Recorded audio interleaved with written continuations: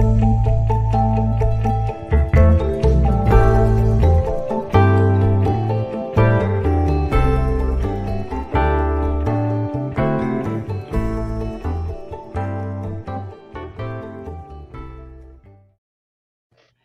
hello, it is Tuesday, 1 p.m. Eastern Standard Time, so your favorite time of the day for a business acceleration playbook, bringing you the plays that you need to win in your business. And today I have co-hosts Angela Buckley from Creatively Efficient and Ray from the Coach Ray Speaks podcast. And we have a special guest. He's a returning guest at this point, and a friend of mine, Tim Croll. He's a growth strategist and adventurist and all the things. And actually, before we went live, I paused Angela because we were talking all about adventure and all the things. So I'm going to let her real quick go ahead and finish her thought and kind of let you all in on what we were talking about, because we were having a great conversation actually before we even went live. So I'm going to let that continue. I love Tuesdays. It's a great day. So yeah, we were just talking about biking and bike racing specifically, and I had recently completed a race out in the desert that included in the plains and then basically straight up the mountain and right back down. And my conversation really getting ready for the day, I didn't feel like I was very physically prepared for the event. And it's all about grit, right? Like I flew out there, I shipped my bike out there, I committed to doing the race. I was going to do the race, whether I was feeling it that morning or not. And yeah, it turned out very positive in my favor. So, but sometimes you just have to get up and do it, whether you're mentally prepared or you're feeling like you're prepared, and then things change. There's so many variables. You just got to keep going forward. Absolutely. And that obviously that can even be said for the business world, because I mean, there's days, if you're honest with yourself, that you do not want to work in your business. You don't, I'm not the only one that feels like that. I guarantee you. Yeah, exactly. Can we kind of go a little bit deeper into this whole aspect? Because I love this mindset. This is my favorite part. This is like key. This is absolutely key. Yep. Tim, I think we have lots in common over there. Oh, we do. I actually, just before, because you started talking about this, and I'm like, I got to run to my shelf and get my favorite book of all time, talking about grit and mindset. And this is no longer in print at all. I was fortunate enough, and I actually just brought the dust cover over. This is called Coming Out of the Ice. And the guy's name is Victor Herman. Mm-hmm. You want to hear about a story that a guy has the mental stamina, the grit, the ability to push through even when the circumstances are tough. You've got to read that book, but you're going to have to really search the old bookshops for a copy. I was fortunate to get a copy of a signed. Victor actually signed it. So I have a signed copy of this book. It's kind of one of my treasures on my bookshelf. I don't know if I should even say what the book is about and maybe just leave it as a kind of a surprise, but maybe I should give a little teaser. I'm not sure what to do here. Yeah, just a little teaser, because I'd be interested in that book. Okay, so when I first read this book, I was a teenager in high school, and it set my mindset and my course to believe that I can do whatever it is I put my mind to from a physical aspect. And the reason why this book set me upon that course and upon that path is Victor, right between World War I and World War II, he was living in Detroit. Between those time frames, the Ford Motor Company, I believe it was, sent a whole bunch of people out to Russia to be able to start working. He ended up getting stuck in Russia during World War II. He never compromised his opinions, his beliefs. He got sent to, he held the record for the highest sky jumping. He was an Olympian, and then he got sent to the concentration camps, and they tried to kill him off multiple times. And I'll just share this one piece. They sent him and 5 other people out to load a rail car full of wood. You can't come back until that rail car was full of wood. All 4 of the other people sat down and died. He's the only one who determined, I am going to live. I am going to get through this. By himself, with no machinery, he loaded a rail car full of wood to be able to get back to the camp, to be able to survive another day. Talk about the mental strength, the fortitude, the ability to overcome what you physically think you can't do. I mean, I'm getting goosebumps just talking about it, but his life is a true representation of grit and of how you can use your mind to be able to overcome whatever obstacle you're facing. So, and powerful stuff. So anyway, if you get the chance to read this book, and like I said, this is just a dust cover. This is an incredible story about how he was able to eventually come back to America. Oh, unbelievable stuff. Unbelievable stuff. And you said Victor Hugo? Yeah, Victor. No, sorry. No, Victor Hugo is the one that wrote The Meaning of Life. Victor Frankl. There's a lot of Victors. I get them mixed up. Frankl is the one that wrote The Meaning of Life. Dr. Frankl. Mm-hmm. Yep. Yeah, he wrote The Meaning of Life. Hugo is the one that did a opera. Herman is the one that wrote this book. Victor Herman. Victor Herman. Okay. Yeah, Frankl. I've read his work in German. I haven't read it in English. Yeah, that's incredible as well. Yes, definitely a mindset, understanding how to get through, and gratitude, real approach to gratitude and servant leadership. Absolutely. That's awesome. Man, that is awesome. I love that just that whole mindset that comes from, just that place of grit, because, you hear lots of business stories. You hear the kind of glossed over version of how they scaled their business and how they did these things. But, and while those are amazing things, if you really look at the true story of probably everybody, if we have to be honest, there's lots of pitfalls throughout the way. And the pitfalls are actually more common than the wins.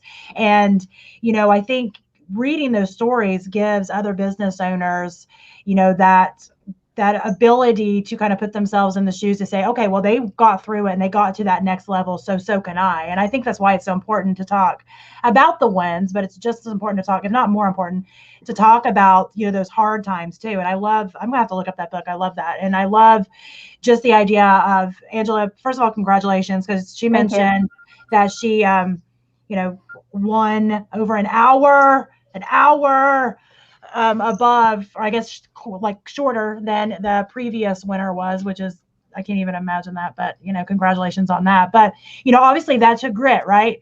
You probably had your moments where you didn't want to do it anymore because you were tired or you were whatever. And I'd say that could be said for during training or during the event itself or whatever. And that's the same thing when we're talking about business. We have those moments, those days where we're like, what is the point in this? Because it seems like things aren't adding up or whatever. And I think it's important to realize that, number one, that's normal. And number two, just having that grit is a major ability. I want to add to that, because a lot of times people don't realize what they do in the dark. When it comes to light, it magnifies. So it's what you do behind the scenes that people don't see that really sets up you for success when people are watching. And, you may not have the exact success behind the scenes. You may not have all the great times. Believe me, and we've all been through it. We've all had those struggles. But what you see that may be a finished product, you have no idea of it was mentioned, grit, determination, just things that have happened to people for them to get to where they are. Absolutely. Right. I call that integrity. Right? It's not what happens out in front of the camera. It's all the work that goes behind it. And I think that's one of the challenges. You talk to the youth today and they see, like, on Facebook, everything's pretty and happy. Okay, it's true. I don't always share all the work. I don't go and take a picture when I get up at 4:00 in the morning. Right? Like, that's not when I'm taking the picture. I'm waiting for sunrise, but I've already been up for 2 or 3 hours before the sun ever gets up. Yeah. Then I take a picture. I call Facebook phony book, because that's what it is. That's exactly what it is. I consider it my celebration of success, not share all the hardships. I guess the hardships are for my personal friends and family. And I think it's how, whatever you make it. I feel like, and I think that goes into just what your underlying brand is of your business, or just yourself. What is it that you're trying to represent? And for some people, they use it as here's what I did. I'm proud of myself, and this may encourage you. And for others, they may decide to kind of share some of I've decided to share some of the hardships, but I had reasons why. I felt the call to be able to do that. Now, that being said, I want to disclaimer myself. I do not think you should ever use it as a diary. Never use Facebook or any social media as a diary, but sometimes I think in a certain appropriate time, it's okay to share the times that were super hard and you didn't think you could go on, if that's something that you feel called to do. It's definitely not something that's for everybody. Mm-hmm. Yeah. But then also you have those, and I know I've been through it. You have those people that if you put that out there, they'll denigrate you. They'll say all kinds of negative things about you. And it's really you. That's where you find your support system. you'll know if people are truly behind you. It's funny because if you post something positive, you may get, I don't know, 5 likes. But post something negative, man, you get 130, 140 views and people commenting, and it's incredible. Controversial. There's psychology associated with it, and the general number is 7 to 1. You'll get 7 negative comments for each positive comment that you'll get. So unfortunately, it's easier to disagree than to take a stand and agree. It's real psychology. That's why you remove all those phony friends every month. I just let them stay. Yeah, I was going to say, I think it's more important to understand how and what information you're consuming than it is to, I mean, you're absolutely right. I mean, we can look at that. We can post out what it is that everybody else is reacting to what we're doing. For me, the only thing that I can truly control is what is in my own mind, what is in my own realm. And when I look at that part of the control, whether it's Facebook or Instagram or any of the other mediums that are out there, the only thing I can truly control is what am I absorbing? What information am I taking in? Because I know that information is going to have a direct impact on the way that I think, feel, act. All of it is going to be directly impacted by that. So for me, it's really, I'm looking at it, okay, what am I listening to? What am I learning? What am I focused on to be able to control that aspect so that I can live the best life possible and do what it is I need to do and grow in the way I need to grow? Absolutely. That's a really good point. Mm-hmm. Everybody else can just go pound salt. I'm sorry. Exactly. Mm-hmm. Yeah. That's what you got to do. It's that there's that old saying, eat the meat and spit out the bones. Yeah. I don't know if you've ever heard that before. But it's kind of that same idea. Take what you need and pay attention to that, and do if it's like whatever is in your lane to get to where you're wanting to be. But all the negative comments, all the stuff that doesn't fit, you're just going to have to spit that out. You can't you can't absorb it and allow it to affect you. And sometimes that can be hard. There's definitely a learning curve with that. I do want to kind of circle back, Tim. I know we ended up getting onto this wasn't what we planned on talking about. However, sometimes I think those things come up for a reason. I really do. And I think these are important things that just kind of allow it to happen, allow it to flow. But I do want to allow you to be able to kind of talk a little bit about what you had planned on. I know you mentioned to me about some e-com because, you're definitely have a large amount of knowledge in the e-commerce space, which there's a lot of people that have lots of questions in that space. So I did want you to kind of tap into that at least a little bit, and then we can just let it flow from there. Tap into, like, do you want me to give the story and kind of a brief history? Do you want me to do a training? Do you want to just open it up and say, ask questions? Tell me how I get rich like you. There we go.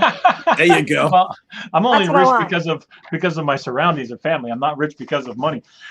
Anyway, so it's all the interesting thing about this whole aspect is our society is always pushing us to do and be certain people, right? So real quick synopsis of me growing up, I was always told by my parents that you need to go get a job. You need to work for a corporation. You need to go follow this path, right? You need to go to college. You need to do. I'm not like that, man. I'm just so not like that. So I've always been more of a entrepreneur, free spirit. I like to be able to see the vision, see the adventure. And when people say, no, you can't do that, I'm like, oh, I got to be a challenge. Let's see, I'm going to go. And that's just my whole spirit. So some of that stuff plays into the aspect of what I'm going to talk about when it comes to I built Sunfrog, and I've owned businesses. I've worked in corporate world. And what I have found more than anything else is there's always this element of what I call a 4-step process. And this is what I do when I approach any business, and this is the same thing, and I'll share the story. But these are the foundations. Number one is we analyze what's going on. We have to understand, we have to grasp the information. We got to figure out what the heck is going on. Number two is we got to come up with a plan. And then number three is we have to actually act upon that plan. I can't tell you how often I've watched people analyze, plan, but then they never act on any of it. And they're still right where they were the entire time. They don't ever make any changes. So you have to implement. The fourth one is what is absolutely key, and that is adapt. Because I can promise you this, you can analyze, you can plan, and you can start to act, but the world will change around you. And we see that happening all of the time. And that's the one thing that I can say that we were able to do by building an e-com business is we adapted very quickly, and we allowed circumstances, and we took advantage of situations. So let me add this one other disclaimer. I can tell you right now, you will never build this company again because society, situations, e-com has all changed. So when I tell you this was a kind of a unicorn situation. So all of that disclaimer to say, when I first stepped into Josh's office, who was the owner of the company, we looked at this idea of being able to sell shirts online. And frankly, he looked at me and he said, this is never going to work. I'm going to give you like $800 a month for a salary. This is never going to work. I'm going to pay you on a profit sharing kind of a situation, but you're in charge. You go ahead and make this thing grow, see what we can do with it. And like I said, I love the challenge. I'm like, hey, this is never going to work. Oh, wait, let me roll up my sleeves. I'm actually going to do this. And so we stepped into this. I stepped into this and I looked at, okay, what are the options? What are the things that we have available? Well, we've got Facebook. And at that time, Facebook was completely organic traffic. There was no paid ads. There was no algorithm per se. It was if you posted something out there and you had a big following, everybody and their brother and mother and everybody else was going to see that. So that's what we stepped into.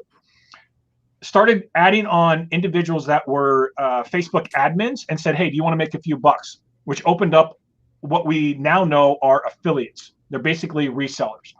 So I started adding these people onto our program. They would make a commission on every time that they sold. And then all of a sudden, Facebook changed. And they brought in the paid ads. They brought in the algorithms. Now we had to adapt because our entire model changed. And in adapting, what we found is we can now take advantage of SEO type marketing, Google ads. We can take care of all these CPI, CPC, CP, blah, blah, blah, blah, blah. There's just so many different ways to be able to drive traffic to a website. So me, as the individualist trying to look at this, I'm adapting and saying, okay, let's start building and growing. We found trainers, we found teachers, we offered up additional things. And we took that company in a short amount of time, a year and a half, from doing approximately $1,000 to $5,000 a month to $7 million a month, all by selling a $20 t-shirt. And the way that we were able to do that is we harnessed the affiliate traffic. We harnessed all of these people that were really good at driving traffic to a website. And we combined that with an emotional attachment, which then instigated the purchase of the sale. So people were really emotionally invested. They loved what they loved. And I can give all kinds of examples about this stuff. But we were able to attach traffic with an emotional buying power, which then caused us to be able to grow this company to $7 million a month. In November and December, we were on track to do approximately 15 million because in e-com, your Black Fridays, your Christmas holidays, all of that stuff is way higher. So that was kind of a peak that we could really acclaim. And we were doing almost 15 million that year. And again, that was in about 2 years that we started growing. So that's a real quick synopsis. The how, the analytics, all of the best illustration I can give you as we were building this in about a year and a half. I mean, just imagine the amount of support staff and all of the things that were necessary. We were driving a bus down the road at 60 miles an hour with wheels falling off. We didn't have seats on the bus. I mean, we didn't even know about seats. I mean, like, really? Oh, we got to put seats on this. We didn't know nothing. I mean, we were just trying to figure through all of this stuff. So the bus is traveling 60 miles down the road, 60 miles an hour down the road, and we're trying to change tires, trying to put gas in it, trying to change the oil, all while it's moving so freaking fast. It's unbelievable. So talk about lessons learned. I mean, I've got tons of lessons. So that's my flyby. That was my really quick flyby. No, I think that's perfect. And I think you're right. I think the atmosphere has definitely changed at this point. That would be hard to get those numbers now. Not impossible though. No. So maybe if you're like Tim and you're taking that as a challenge, you can say, watch, just bet, yeah, watch it's me. happening. Hold my beer. Yeah. So, Tim, how is your 4-step different than the Stewart cycle of Plan, Do, Check, Act? Well, I never heard of the Stewart cycle, so I don't actually know. I just looked at my life and my actions and the way that I coach in businesses. And let me put this little disclaimer out there. So many times I've come up with things, and then all of a sudden somebody says, that sounds like so-and-so's or whatever. You're right. It probably is, because after 6,000 years of documented history, there's nothing new. And so I may use words or something else, and I'm not trying to copyright or infringe on anybody. It's just simple principles are simple principles. So it could be identical. Yeah, it could be identical to what you just said. I'm not familiar with that.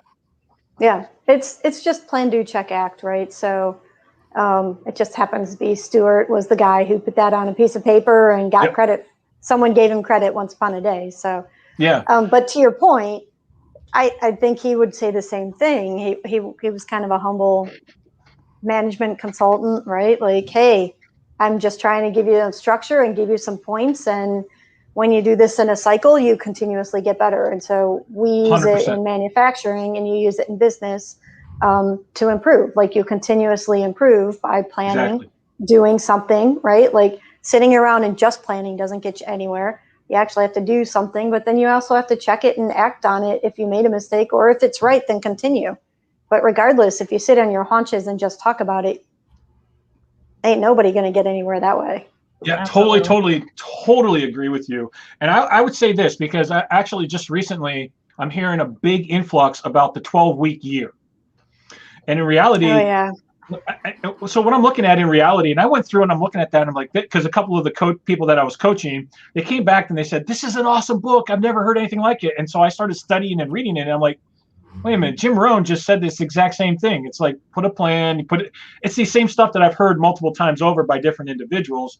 Right. I would say this, if you're listening, find what you resonate with.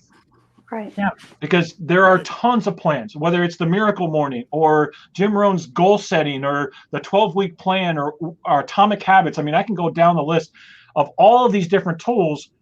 Find what you resonate with and act on it. Don't miss that. You've got to act on what you resonate with. It's a really good point. Can I tell you a quick sidebar story about Miracle Morning? Sure. I do bullet journaling, right? So I'm a big fan of making sure that I start my day with a little bit of writing in a plan. And always my plan is much longer than my 24 hours, but it gets me stuff to do the next day. And I was reviewing Miracle Morning, and I wasn't really sure if I wanted to go down that rabbit hole. And my son was 9 years old, maybe 10 at the time. And he looked over my shoulder and he said, Miracle Morning. He's like, Mommy, what's that? I'm like, I don't know. Like, that's why the next thing I'm going to read, right? Learn about it. And he goes, a miracle morning would be if you didn't yell at me before school. And I'm like, I felt so bad, but I took it as a little resolution to like try to make mornings a little more peaceful. And one of the challenges was he's not very organized. And so we're like, hey, we're going to do a morning checklist. And if you do all these things, then Mom doesn't have to yell at you. Exactly. But it's funny, it's completely not really what the Miracle Morning's about. However, sometimes it resonated with him. Yep. And we changed it to fit what he needed it to be, Yep. right? And if that's the only thing, poor kid, like, I don't think I yelled at him that much, but I definitely was like, get your shoes on. Did you eat your breakfast? Why is your hair all sticking up straight? Like, I definitely did all the mom hustle out the door, get on the bus thing. So, yeah. My kids don't even tune in till I get to that level. They're just, I call myself white noise in my house. I'm like, I'm white noise. I'm white noise until I get above a certain decibel level. Yeah. And then all of a sudden, like, oh, Mom's saying things. I'm like, I'm yelling because you didn't listen to the first 5 times when I asked you nicely and said, please. Yeah. Yeah. And then it's, Mom, you're just so mean. I'm like, no, the 42 times that I said this, I was completely pleasant and nice. But this time, Miracle Morning resonated with him. So it was interesting because I was able to keep my voice down a little bit more. We were able to have a conversation. I mean, still mom and 9-year-old, right? Like, right. These aren't like in-depth spiritual conversations that put your shoes on, but tie your shoes. But Miracle Morning resonated, and we were able to have a calmer conversation about, if you want to have a miracle morning, you have to put your shoes on right now. I actually love that conversation because what it does is it creates that scenario of accountability and responsibility. So there's a certain element in that where he felt it resonated, and then you were like, okay, your actions are creating this type of reaction, and obviously you take accountability for your reaction. But in his sense, I mean, this is where it was really showing you have to be responsible for yourself and for the things that you're doing. Even at 9, you can start to teach these lessons of critical thinking. It's like it's not this the pervasive type of mentality that I see where we're all victims and we all have to be. It's really that creating that, hey, I am responsible. And no matter, Jim Rohn says it this way, the wind, the storms are going to blow on all of us. Society is going to be what it is. Politics are going to be what they are. They're all blowing on all of us, period. Those that succeed are those that learn how to set their sails and take responsibility for their own ship. Right. Yeah. And you're already teaching. I love that. I mean, you're already teaching them some of that responsibility. I think that's awesome. We're trying. I think it's habit forming, and I think coaching, right? Like we're all coaches here in our own right, and coaching means small, daily. Right? I talk about inch by inch goals. These little things that. Mm-hmm. And as a 9-year-old, your brain's not fully developed. However, if you can create these structures and create these habits for yourself, we were doing better. Now his foot is the same size as mine, and now he wants to wear my shoes. Not obviously not my dress shoes, right? But if it's quicker to put on mom's gym shoes instead of going to find his gym shoes that may be somewhere distributed randomly throughout the house, I can't wait till he's the next size up and he doesn't fit in my shoes anymore. Yeah, good luck with that. That becomes a problem when you have a lot of girls too. It's like my closet's always raided. It's yeah. Yep. So, but no, I mean, I like those. Those are very tangible, real world examples of really what can be done in our own business too, So, Yes. Sometimes, you, especially if you have multiple people working under a business or in a business, you're going to have different skill levels, different experience levels, just differences, right? We're all different. Mm-hmm. So being able to take one, concept and be able to help them figure out what that means for them and how to use that to better, their ability to do their job, I think is super important to do. Mm-hmm.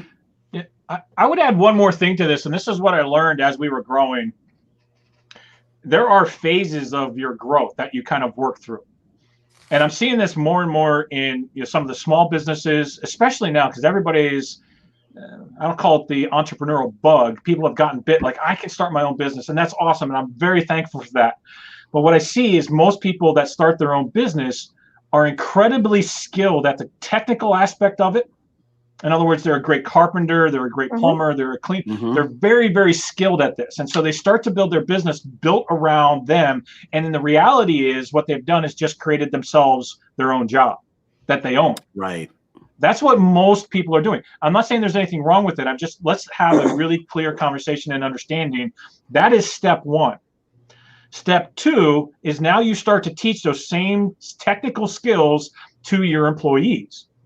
And as you develop those employees to do the skills and the technical hands-on aspect, they suddenly hit this wall of now they've got to grow into become a manager. They've got to become a leader. They've got to become a coach to be able to teach their leadership staff. And that wall seems to be really thick and very hard for people to get in and get over. So that was one of the things that we learned as we were growing, because we very quickly had to start dividing out our organizational parts.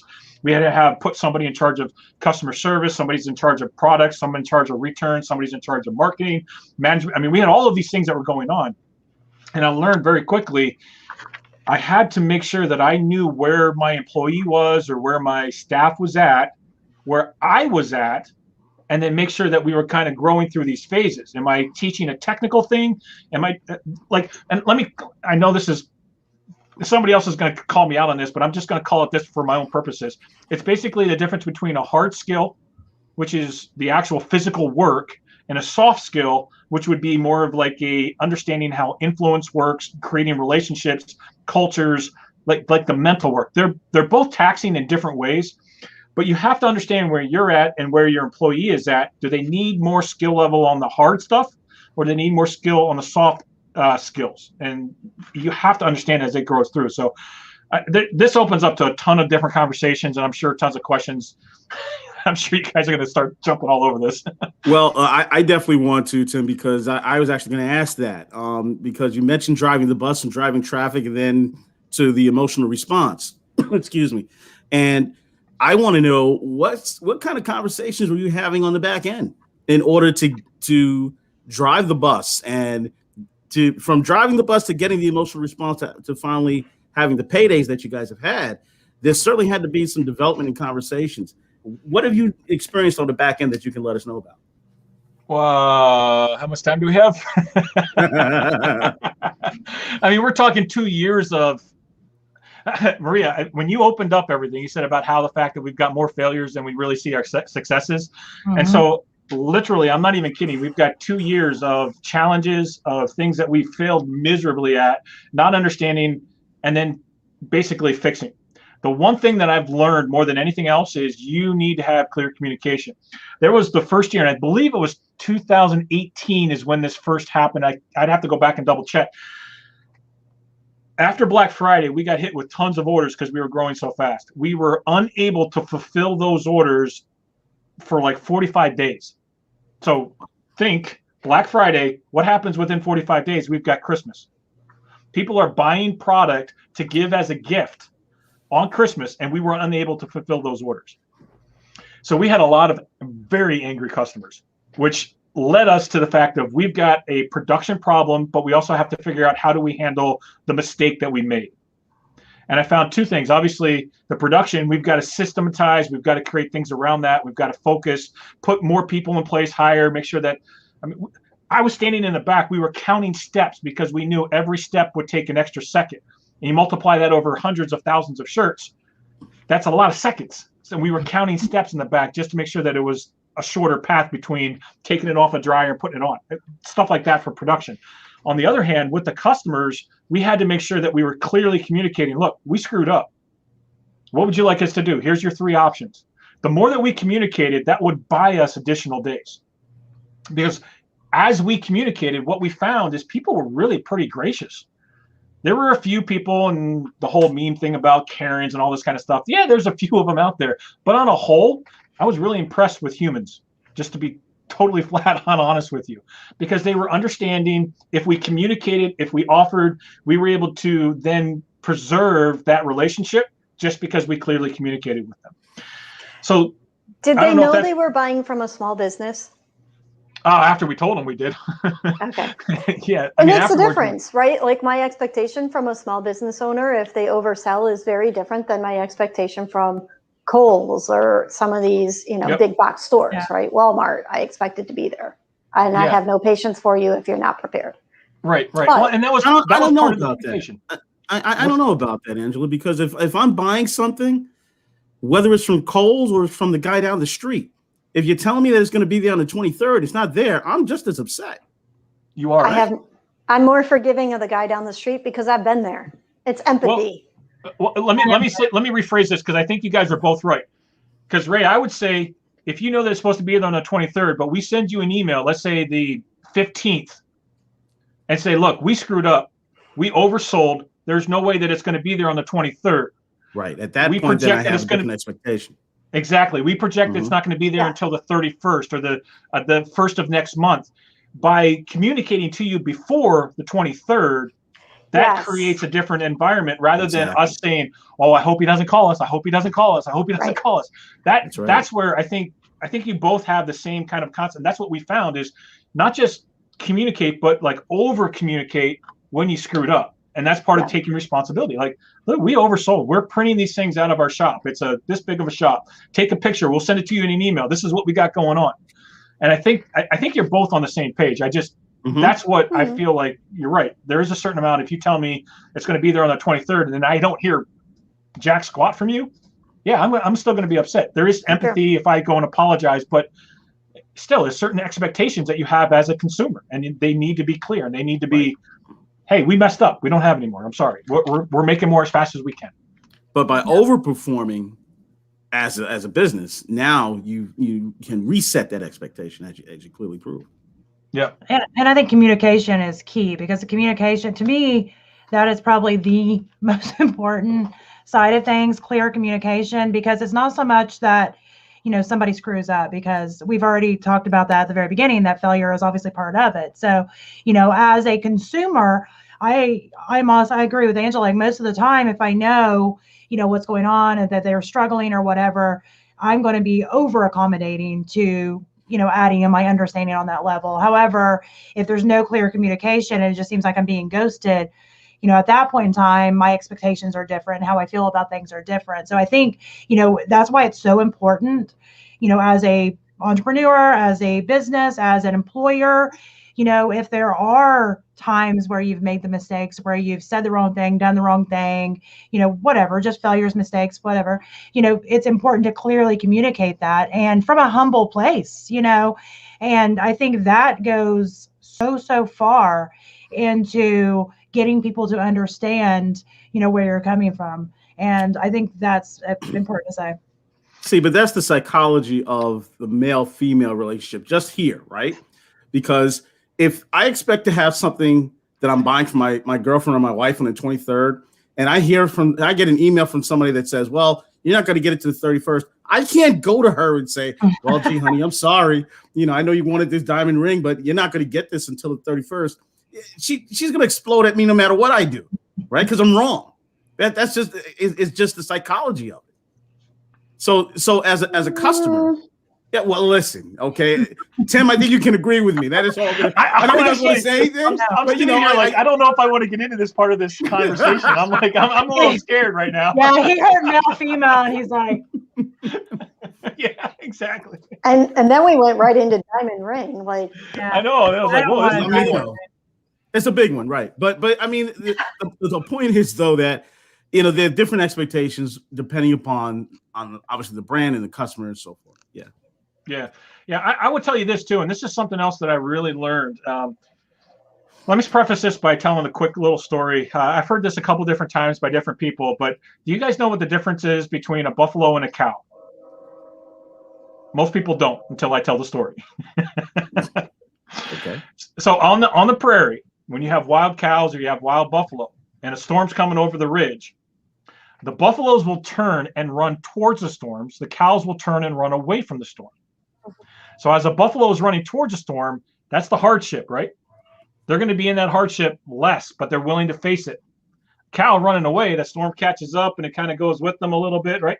So they're going to be in the hardship longer. The point of that is, as a business owner, we need to run into our hardships. We need to face them and attack them. So from the perspective of this whole communication aspect and dealing with customers and situations when you mess up, if you are willing to face that and move forward, you're going to be in it less time. And some of the results that I found, which is really interesting, 1, send out the email, communicate that way. 2, answer your freaking phone. I can't tell you how often I've heard this from other companies and from situations. It's like, well, that phone's just going to ring and ring and ring and ring and ring and ring. Yeah, well, that customer probably called back 100 times because they're so upset. Then you got 15 emails. So now not only do you have 100 voicemails, you've got 15 emails, all from the same customer that you could have handled in probably a 5-minute, 10-minute call versus 30, 40, 50 minutes of going through 15 of their email or 100 of their emails or 15 emails, all of their voicemails. It's amazing how that complicates and just grows when you don't handle it. Again, just like the cow, you're running away from it. It gets longer, bigger, and it just stays with you. So face that head on. That's what I'm saying when we're looking at the communication aspect, being proactive. Are there going to be people that are upset? Absolutely. I can't make everybody happy. It's not going to happen when we screw up. I can apologize. I can take responsibility for it. I can offer solutions, but at the same time, I won't be able to solve all of the problems. I can only apologize, right? So Ray, to your point, if you got a diamond ring, I can't fix that for you, man. I'm sorry. I won't be able to fix that problem. I'm in trouble. But let me while we're on that, does apologizing as a customer service rep or someone representing a company put you on a lower than even keel with a consumer or on an even keel with a consumer? So I have a philosophy about apology. I'm not going to apologize for something that I don't have any control over. I apologize for something that I can take control of or take responsibility for, and then I can fix. So I can't apologize or say I'm sorry for something that I have zero control over, but I can say I apologize for my part. This is my responsibility, my side of the street. And so when we were teaching our customer service people, this is where we draw the line. Like this is it. I can't change where you're at. Those life choices that you made, your situations, I can't change that. This is mine. This is my side of the street. Does that make sense? I don't know if that. Yeah, that makes sense. Yeah, makes sense. That's where, by apologizing for what you can take, I think that gains you respect. If you apologize for something that is their responsibility, then I just think you turn into a doormat and become walked over. So I don't think that that's the right thing to do at all. Yeah, because the consumer takes the control of the conversation at that point. You 100%. lost control. 100%. Mm-hmm. Yeah. Now, there's a book called The Power of Moments. I don't have that, but basically, the way he creates it, it's something that you can take a negative situation and turn that into a positive by. There's several different points in the book. One of them is surprising them based on what their expectations were. Right. And that's a way to be able to turn a negative into a positive, which then creates a power of a moment, which is now memorable, which then breeds a lot more loyalty. Zappos is probably one of the best examples that I can use out there about a company that has taken customer service and just skyrocketed it. I mean, like they have done it. Man, I read that book with how they created and what they did, and oh my goodness, I was like, this is gold, right? If you haven't read Zappos, I think it's I forgot the name of the book. I won't be able to remember it off the top of my head, but anyway, it's the Zappos story. It's just an unbelievable topic on how to create moments, create a customer experience, and then people love them. I mean, they will never buy anywhere else because of the loyalty that they've created. Yeah, unfortunately, but most businesses don't do that. I'm sorry to interrupt you. That's right. Yeah, no, most businesses don't do that. Most businesses, they take their customers for granted. If you ever have an opportunity, the Disney Institute has Disney Leadership Institute. They have conferences specifically on how to delight the customer. And one of their focuses is specifically taking a negative moment and building brand loyalty by going over and above, right? Yeah. I read Be Our Guest, which is their topic on how to create culture in that brand. Excellent book. Ray, I want to jump back because you had a really great point. I think what it comes down to is this, and this, I believe it really comes back, and Angela's probably going to be like, yeah, you're going to say the same thing, but it comes down to being a servant leader, right? So in most situations, the way that we look at it is we have this inverted CEOs on the top, and then we've got our employees, and we've got our customers, and we've got, and on down, it's just like this pyramid, right? That sets. That's the typical way that most companies look at their customers because they just disregard them. If we flip that model on the head as a servant leader, and they have to understand servant leadership, so let me describe that first. Servant leadership doesn't mean that I'm meeting all of the wants, because the customer will want everything and the kitchen sink, even though I don't provide the kitchen sink. My job as a servant leader is to provide for the needs. If I am the CEO and I flip that upside down, so the triangle is now upside down, and I'm a CEO down here, and I'm a servant leader, that means I'm providing for the needs of my employees. The employees are now providing for the needs of the customers, and so on and so on. So it's a different way of looking at things, and I truly believe that if we could just rock the entire authoritarian leadership that has been created since World War II, which we needed at that time, and shifted now more towards this servant type leadership, which has been around for 2,000 plus years. We just haven't truly implemented it. If we can look at that, at how can we meet our employees' needs so that the employees can now meet our customers' needs, it elevates that customer to the number one role without giving away our entire company and becoming that doormat. Right. Because we cannot meet their wants. We just. Oh no. He froze. He froze. But he's right. So we can't meet their wants, but we can meet their needs. And I think the other part of the servant leadership, I'm going to add on to you because you froze, Tim. So you gave me an opening. I don't know where I froze at. You froze at this. It was a very aggressive face. But... Yeah. Very intense. It's also like right now we're talking about the what's, but it's also the how we do that, we go about it. You know, my son ties his shoes, but if he's stomping his feet and slamming the door as he goes out the door, it's still not a miracle morning, right? Like you have to figure out, yes, we're going to meet the what, but how we go about to meet those needs, not always all the wants and desires, really actually goes a very long way in addressing the calm and the joy that comes out of the interaction. And that's ultimately what we are. I know I'm an introvert and an engineer, but we are still social beings, and how things get done throughout the day is important, and we can control that. Absolutely. And I think it's important to kind of think about those things as you're addressing, your employees, or even adding to your team before you even have employees, to kind of think about what you want that culture to look like, because it is hard at the very beginning when you're bringing people on. And I think a lot of that goes back to what your own personality is.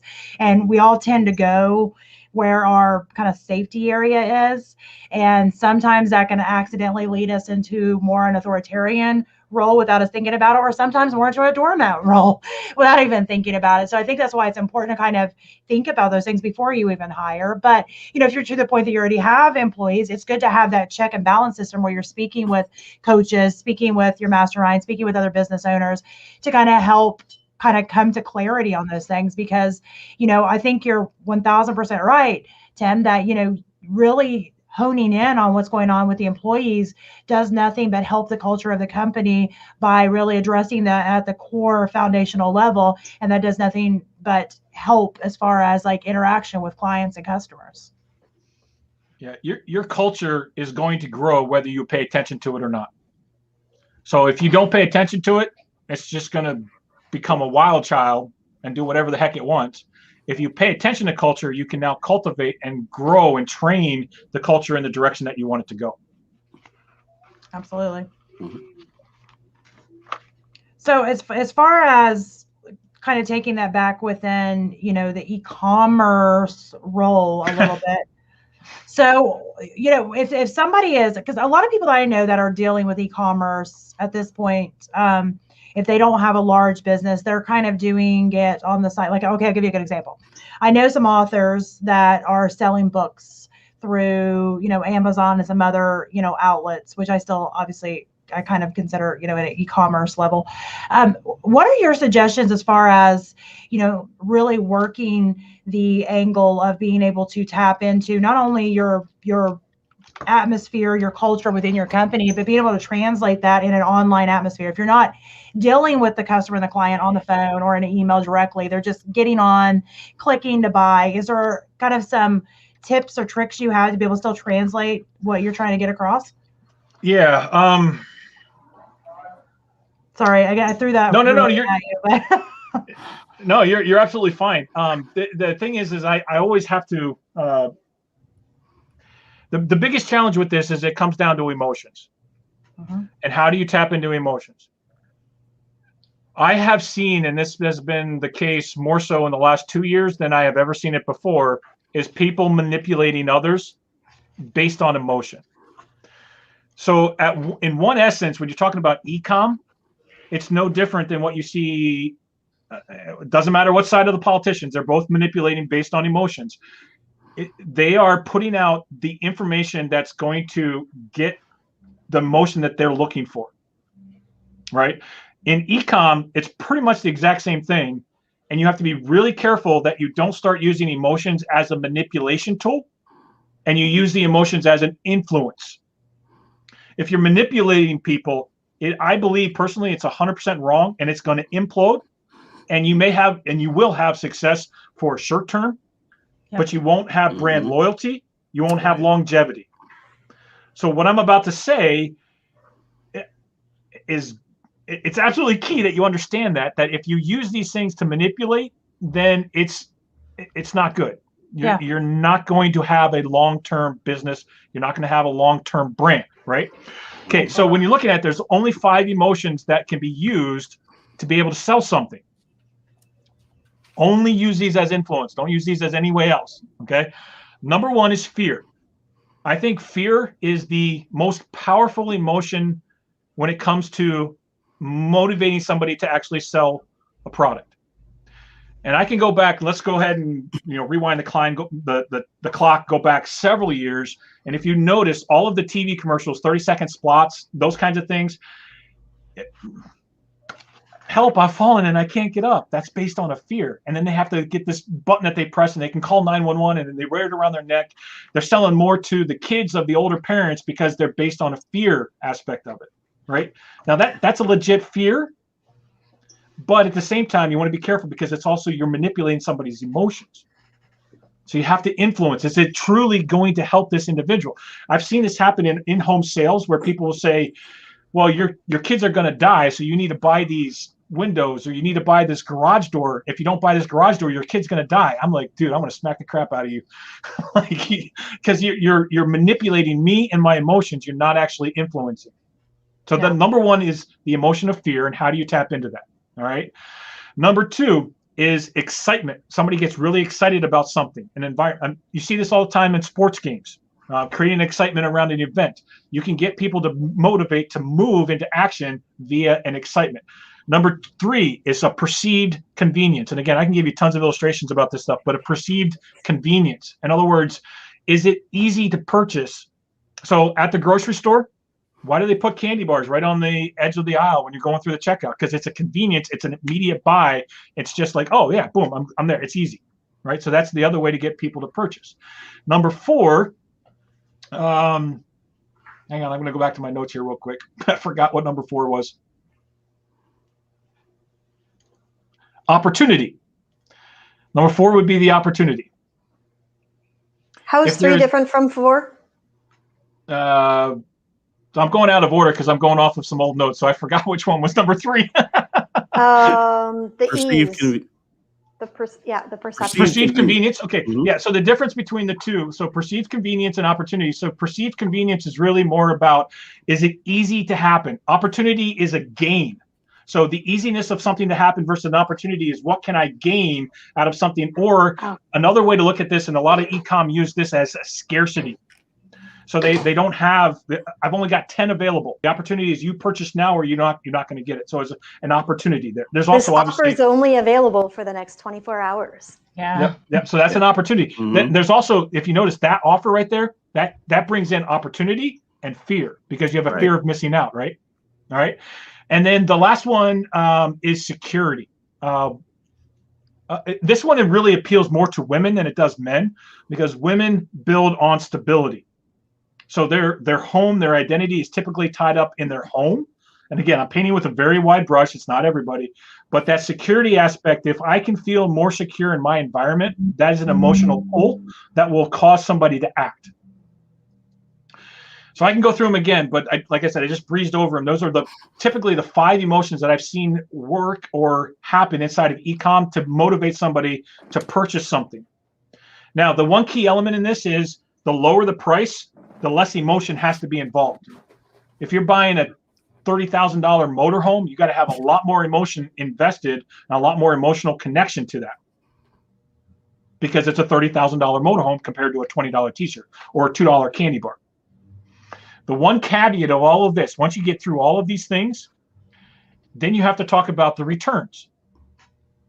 So I can motivate somebody to buy a $30,000 whatever it is, based on high emotions of fear, of loss of security or opportunity or scarcity or whatever. I can motivate somebody to purchase. However, if the logic doesn't hold fast after the emotion wears off, they will return the product. They will cancel the sale.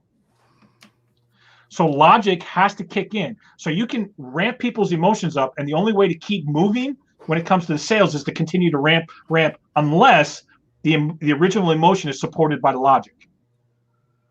So what about empathy though, and on particularly in the part of the rep that's speaking to the customer, because I'm sorry. That's okay. No, so what I was just talking about is the actual sale component, because I 100% agree with you, because there's a whole nother funnel and a process when you're walking through the sales, because at the very beginning, if you're a rep and you're making and building a relationship, that's a concept that is mostly inside of in-home sales or person-to-person sales.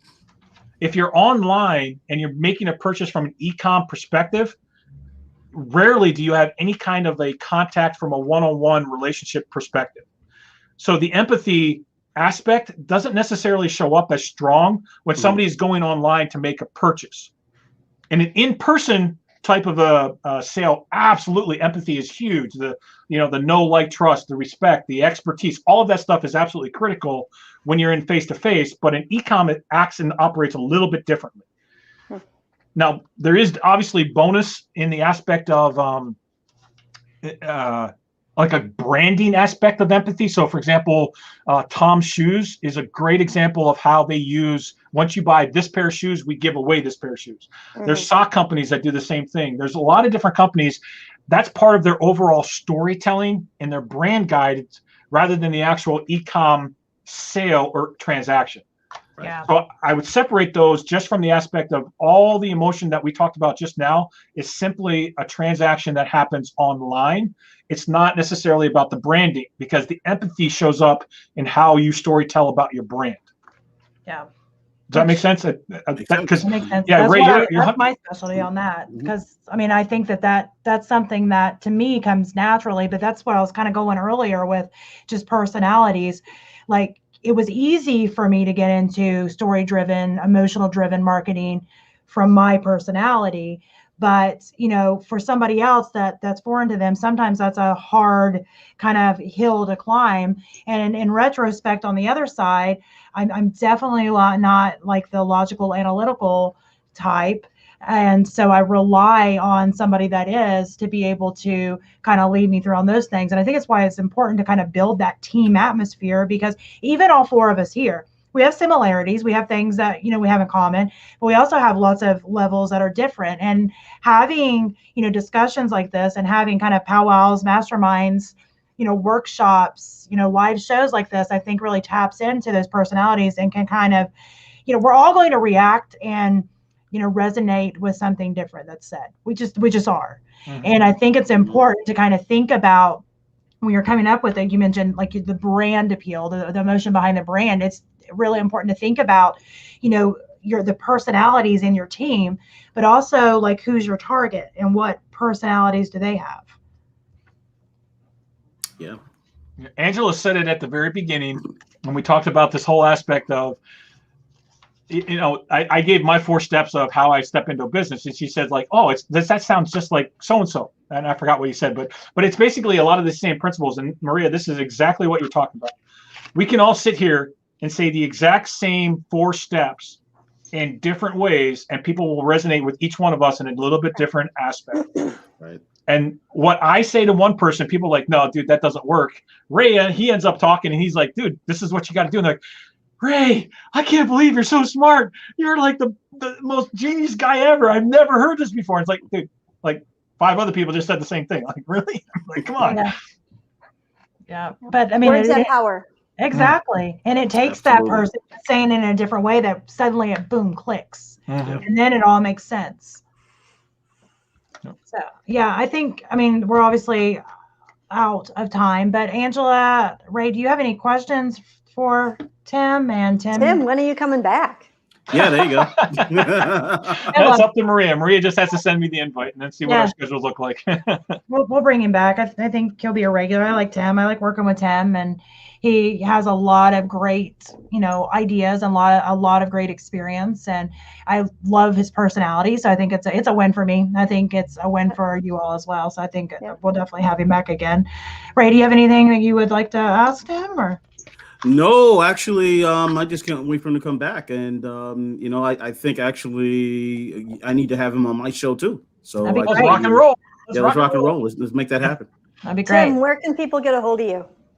So the easiest thing, and I've done this now, it's flow, FLOW.PAGE. So flow.page, / my name, Tim, TIMCROLL. The reason why I did that is I've got multiple social channels and things. Go there, choose the one that you would like to interact with me. So whether it's TikTok or Instagram or Facebook or LinkedIn or whatever, choose the one. I will tell you this, I am most active on LinkedIn. That's where I pay attention the most. But you can connect me on the flow.page / Tim Croll. I just need to have you manage my LinkedIn. We talked about this last week about how I get anxiety even open my LinkedIn app. I'm like that with LinkedIn. Instagram and Facebook. So see, I'm exactly opposite. I actually get anxiety about Facebook and Instagram. Good. Well, maybe we can all barter with each other. I don't like that. There you go. Exactly. Tim and I got the LinkedIn going. So yeah, it's the barter. I open it with 97 DMs trying to sell me stuff, and it just gives me anxiety. I'm like, I just can't.